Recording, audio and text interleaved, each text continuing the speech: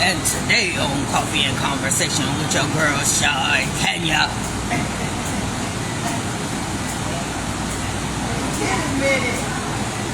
Go to that YouTube channel Shakenya.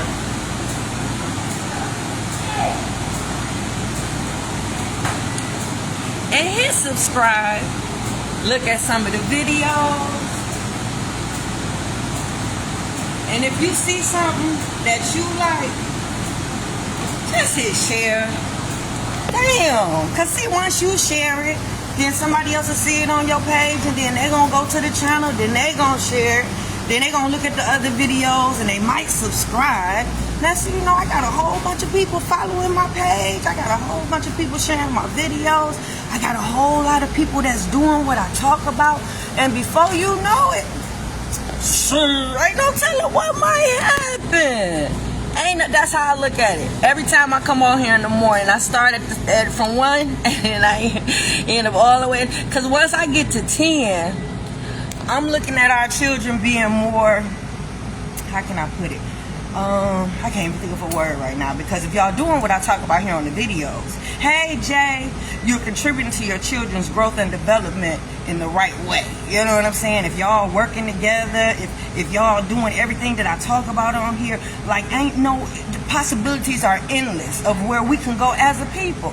I talk about mental health on here, so now you taking care of your mental health issues. I talk about health, so now you going to the doctor, keeping up with your appointments. Hey Terry, if I ain't say that already. So yeah, your children are more well behaved now because you getting along with the baby mama and the baby daddy.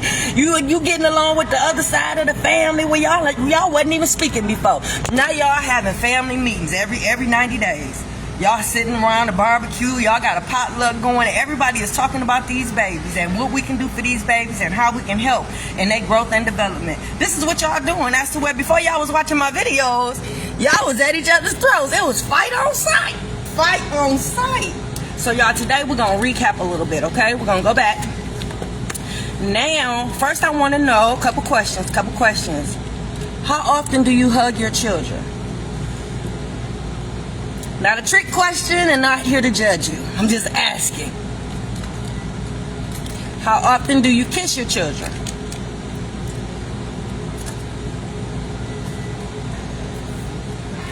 How often do you tell your children you love them? I can't answer these for you. I just want to know. It should be, if your children live with you, it should be daily. Yeah. Do you normalize these things? Is it normal to hug? Is it normal? Because you got some kids, I try to, they be uncomfortable. And that lets me know when I reach in to hug them or whatever and they feel uncomfortable. True, it can be because they might not know me. But that's a lie, because I've reached in for children where it's normalized in their household to hug and whatnot, and they know exactly what to do when I go in to hug them. But you got some children that feel a little withdrawn, and it could be because you're a stranger danger, or it can be because it's not normalized in their home. They don't have people around them that's emotional like that. And just because you're a woman, that don't make you emotional. Even though we are emotional creatures, you'll be surprised how a child grows and develops when they're not nurtured by mom or have mom to be there. And yeah, that's mother's mom. Yeah, we provide that. Mothers provide that. That's why some children, little girls, when they're raised by their dads, they're rough, they're harsh, they're not necessarily gay, they're just harsh. They're not really emotional. They're not really in tune with that part of them because they didn't have a woman there to emulate, to bring it out. That's why a woman can't raise a boy to be a man, and a man definitely can't raise a little girl to be a woman. That's why I'm so shocked at so many women that are against me and for my baby daddy raising my daughter without me. Fix it, Jesus. My heart just almost jumped out my... Ooh, fix it, Jesus. So we're going to recap. We talked about not too long ago sibling relationships. Like when that child has been taken out your life and child is not reunited with everybody as of yet, and they picking and choosing who they want to deal with, and they pick one of your children that you still have in your care or still have a good relationship with, and they try to rekindle. And I told you guys you should encourage that. And it's really good if you all get a chance to sit down and talk together at one of those family meetings and everybody agree together to come into the fold. But when you have a child that's only picking and choosing who they want to deal with, why they picking and choosing? Why is that even an option? If you got a brother and you got a sister, you should be showing equal love to both. But if you picking who you want to deal with, I told you have to monitor those relationships. Who just jumped in there? I got glasses on, still can't see. Hey, Darren, how you doing, boo? Mwah. Yep, so I told you to monitor those relationships, because if you have a child that's against you, it's easy for that child to influence the other children. Fix it, Jesus. That's how you got to have reasons for this type of stuff. When you remove these kids out these parents' life, you got to make it clear why you're doing so.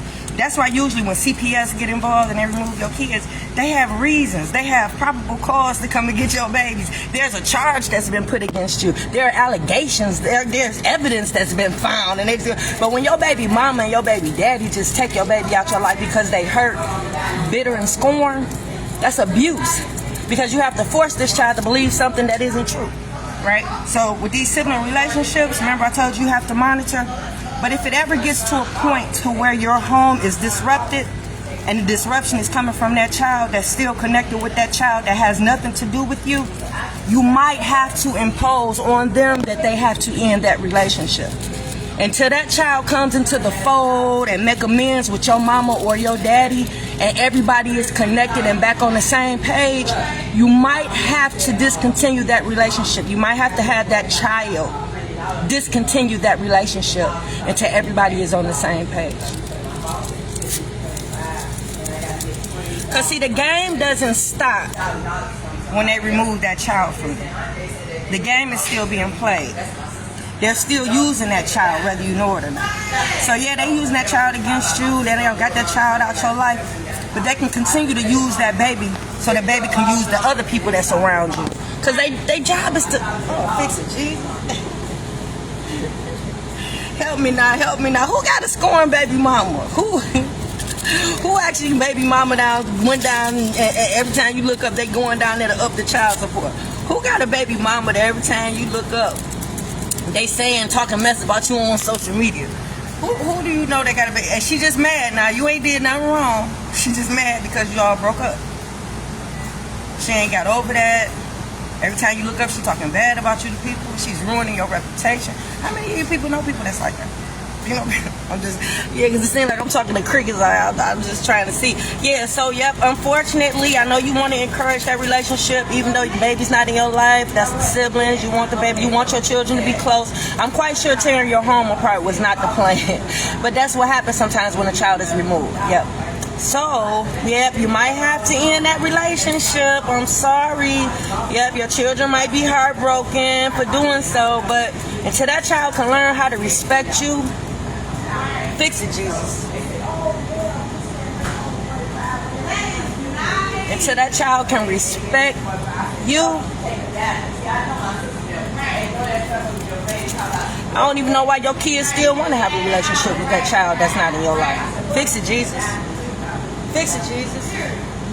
I don't even know why them children want to even still be involved with a child that don't love and respect you. Fix it, Jesus. So that's that.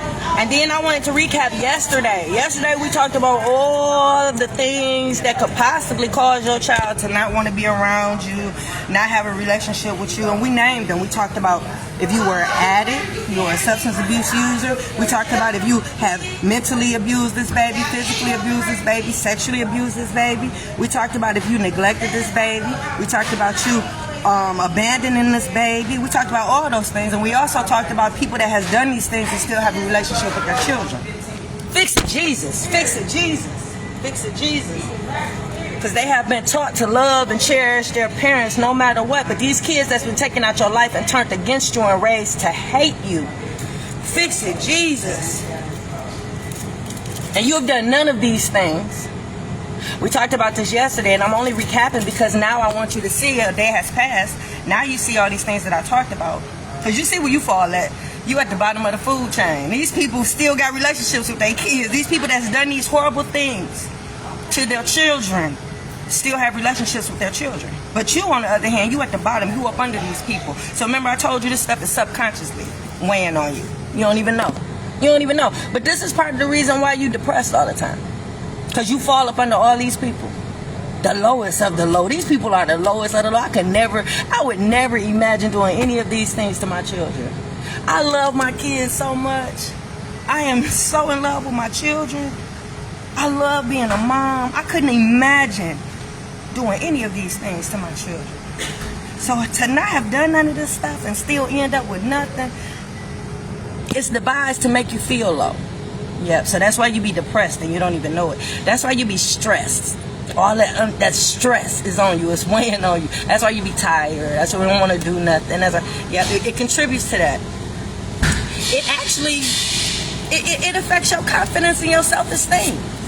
I know self-esteem starts with you because it's all about, but yeah, it affects that. Losing a child in that way, yep, it affects that. It affects your, what did I put down here? Your growth and development. Remember I told you I really couldn't pinpoint how your psychological profile is and the damage, how much damage been done because you're still growing without that baby. Yep, it affects your growth and development. Because see, you got to think of the mission. You got to think about what they're trying to accomplish by using that child against you. First of all, they want to mess with your mental health. Yep. And if they're taking that baby out and you've done none of these things, it worked. They've succeeded. Because they got your mind all messed up right now. You can't even focus for real. Yep. They try to mess with your money. That's why the first thing they do is go down there to the child support place, try to get your money, try to ruin your business. Yeah, talking bad about you. Yep. They try to ruin relationships that you have with people. That's why they damage your reputation so bad. They talk about you so bad. So people don't want to be associated with you. Yeah. So guys, we'll touch on that tomorrow. I don't want to hold you too long. I'll be back because I want to give y'all a tour of my office when I get in there. I want to show y'all where we have the co-parenting workshops. I want to show you where the children meet with the returning citizens. And I want to show you the area that we use for the family meetings. So I'll see y'all in a minute. I'm out. Hey, Isaiah. Isaiah, I called you the other day. Mwah.